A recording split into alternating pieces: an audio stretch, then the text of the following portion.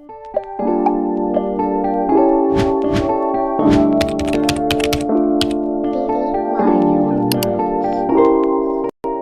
teman-teman, apa kabar nih? Semoga baik dan sehat terus ya. Ketemu lagi sama gue Lemon tak?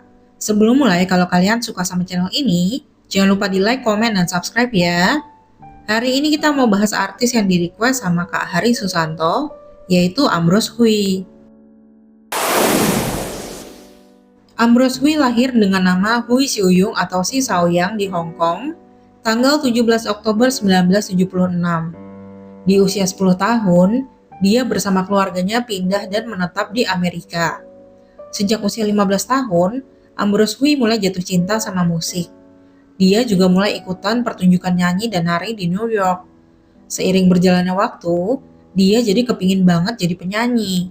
Sehingga setelah lulus dari Universitas Rutgers, Ambrose Hui segera kembali ke kampung halamannya yaitu Hong Kong untuk mengejar karir sebagai penyanyi dan aktor.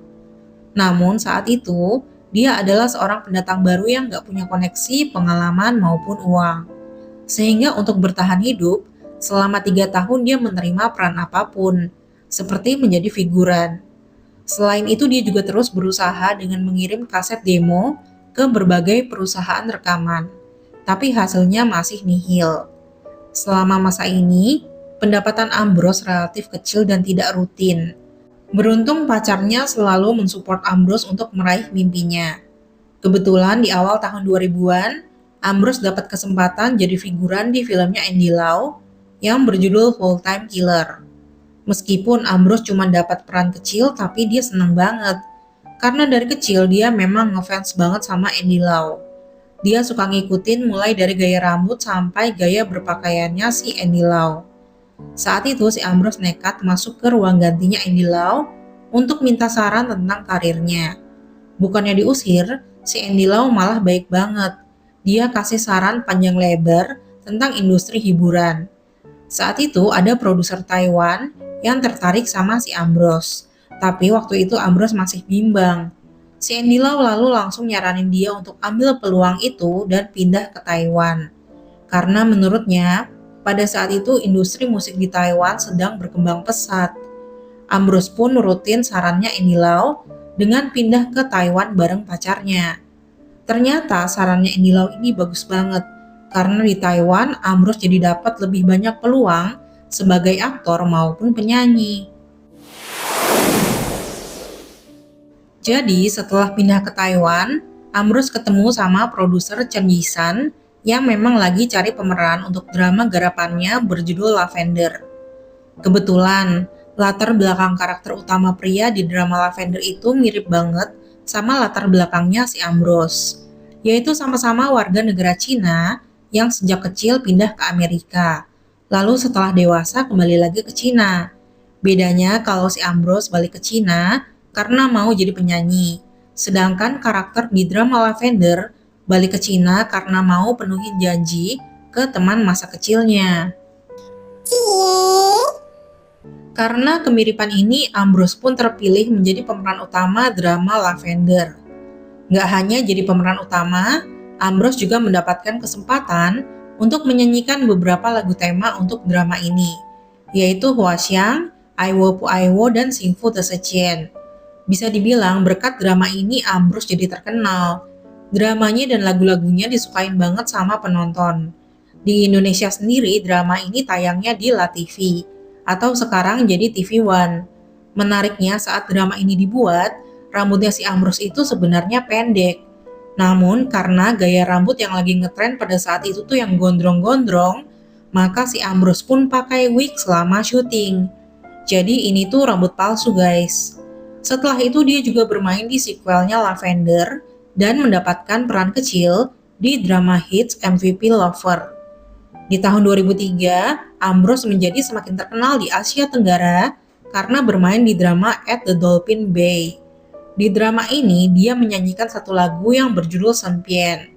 Di Indonesia sendiri, drama ini ditayangin sama SCTV, lalu dibuat versi Indonesianya sama Cinemark dengan judul Kau Masih Kekasihku. Selama masa ini, impiannya Ambrose untuk menjadi penyanyi terkabul dengan bergabung bersama perusahaan rekaman Rock Record lalu rutin merilis 3 album. Sayangnya, seiring dengan naiknya popularitas Ambrose, pacarnya memilih untuk putus. Nah, kalian kalau suka nonton dramanya pasti masih ingat sama si Penny Lin kan?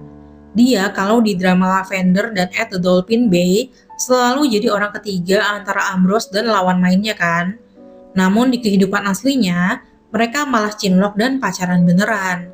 Namun saat itu kabar pacaran mereka malah jadi kontroversi, karena Penny sebenarnya udah punya pacar, rekan sesama artis yaitu Lin Yo-wei. Jadinya si Ambrose kayak jadi orang ketiga, dan si Penny-nya jadi tukang selingkuh. Suatu hari Ambrose dan Penny kepergok lagi berduaan di dalam mobil. Hal ini menyebabkan kisah perselingkuhan mereka jadi viral. Setelah itu, pada akhir bulan Juli 2003, Penny Lin mengadakan jumpa pers sambil nangis. Dia mengaku salah karena pacaran sama Ambrose, padahal belum putus dari Lin Yo-wei. Selain mengungkapkan penyesalan, dia juga mengaku akhirnya putus sama Lin Yo-wei. Kemudian Penny dan Ambrose lanjut pacaran selama sekitar setahun. Selanjutnya, Ambrose terus bermain di banyak drama dan film romantis bareng artis-artis yang memang lagi naik daun. Di tahun 2004, Ambrose kembali dikabarkan cinlok sama lawan mainnya di drama The Day After Tomorrow, yaitu Betty Huang Yi. Di tanggal 17 Oktober 2009, Ambrose diberitakan terlibat perkelahian dengan seseorang di sebuah klub malam karena seorang perempuan. Dia juga dikabarkan terlibat dengan gangster yang akhirnya membuat keributannya tambah parah sampai pukul-pukulan. Hal ini membuat lawannya mengalami luka serius. Karena melukai orang dengan sangat parah, Ambrose pun ditahan untuk diinterogasi. Setelah itu pada bulan Maret 2010, Ambrose mengadakan jumpa pers untuk menyangkal keterlibatannya dengan gangster maupun keributan di klub malam. Dia mengaku hari itu cuma lagi di klub bareng temennya untuk merayakan ulang tahunnya. Karena dia sadar kalau dirinya merupakan seorang public figure, setelah temannya berkonflik dengan seseorang, dia segera pergi dan nggak tahu ada keributan apa serta nggak kenal sama gangster manapun. Sayangnya meskipun akhirnya dinyatakan tidak bersalah, reputasinya Ambrose udah rusak. Hal ini membuat karirnya di Taiwan terus menurun, hingga akhirnya dia memutuskan untuk pindah dan berkarir di Cina. Setelah itu dia mulai bermain di beberapa film dan drama Cina, serta tampil di acara variety show. Sejak tahun 2013, Ambrose sering difoto pas lagi jalan-jalan sama seorang perempuan yang diduga adalah pacarnya. Namun setiap ditanya, Ambrose selalu membantah dan ngaku cuma temenan. Namun akhirnya keduanya dikabarkan beneran putus.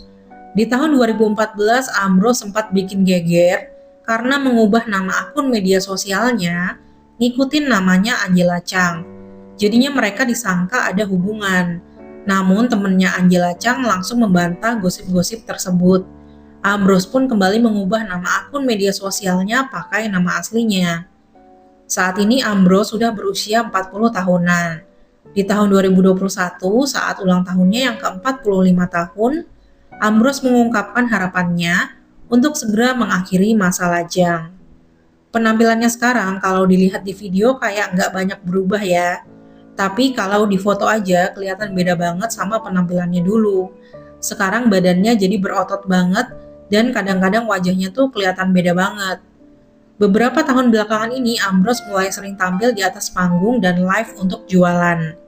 Di bulan November 2021, dia dikabarkan salah kasih harga untuk barang jualannya.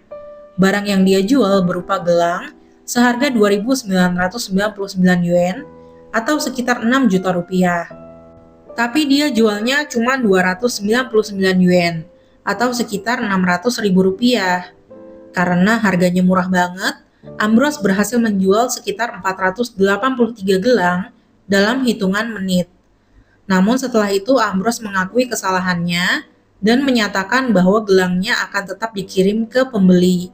Lalu dia akan bertanggung jawab menanggung selisih harganya. Pada bulan Agustus 2022, Ambrose dikabarkan tampil menyanyi di sebuah mall. Namun menurut pemberitaan, penampilannya tidak menarik perhatian banyak orang. Hal ini membuat warganet merasa kasihan, mengingat dulunya dia itu terkenal banget. Masa sekarang tampil di acara kecil yang nggak begitu rame? Namun kabarnya, untuk tampil di acara ini dia itu dibayar sebesar 200.000 yuan atau sekitar 450 jutaan rupiah. Jadi sepertinya dia baik-baik aja ya guys. Dia juga masih suka nyanyi di panggung karena lagu-lagu dramanya memang senostalgia itu ya guys. Sekian cerita hari ini, terima kasih sudah nonton sampai akhir ya. Mohon maaf kalau ada salah-salah kata.